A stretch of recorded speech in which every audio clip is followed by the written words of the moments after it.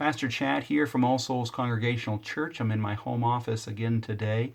Today is Wednesday, April 15th, and we continue in the Easter season. As such, I thought I would talk to you about one of the post-resurrection appearances that Jesus makes. There are several passages in the Gospels where Jesus shows up and makes himself known. The risen Christ appears not only to the disciples but to others as well. I have one passage in particular in mind today. That passage comes from the Gospel of John in chapter 20, beginning with verse 19. And just to give you a little bit of context for this particular passage, it takes place on the day of resurrection itself, later on in the day. So the tomb was found empty in the morning. This takes place later on that very same day.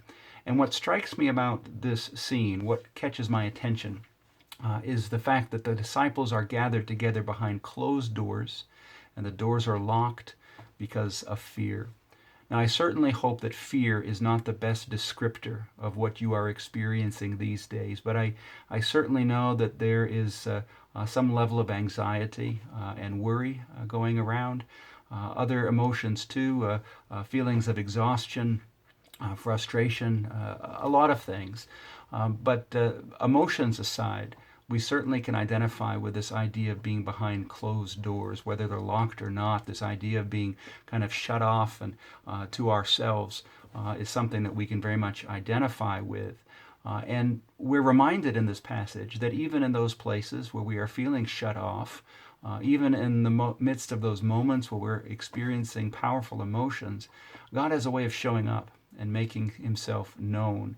I certainly don't expect the same experience as the disciples themselves. I mean, Jesus appeared to them in the flesh and they were able to touch his hands and side. I'm not expecting that to take place in my own home. Yet I know that if I take a few moments and be still and open my heart and mind, God, by God's Holy Spirit, has a way of making himself known, of reminding us and reassuring us of his presence with and within us.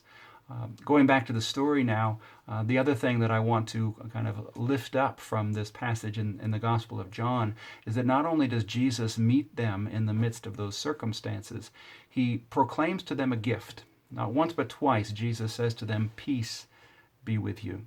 Peace be with you." And so my prayer for all of you watching today is that you would take a moment, that you would be still, that you would open your heart and mind, that you would discern God's presence with and within you. Not only would you discern that presence, my prayer is that you would not only discern that presence, but that you would receive a new Christ's gift of peace, which he continues to so readily offer to all of us. Peace be with you, he said to the disciples.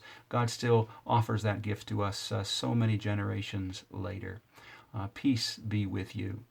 Again, I'm Pastor Chad from All Souls Congregational Church. If you find these video reflections to be an encouragement to you during these times, certainly would welcome your liking and sharing them so that others can find them.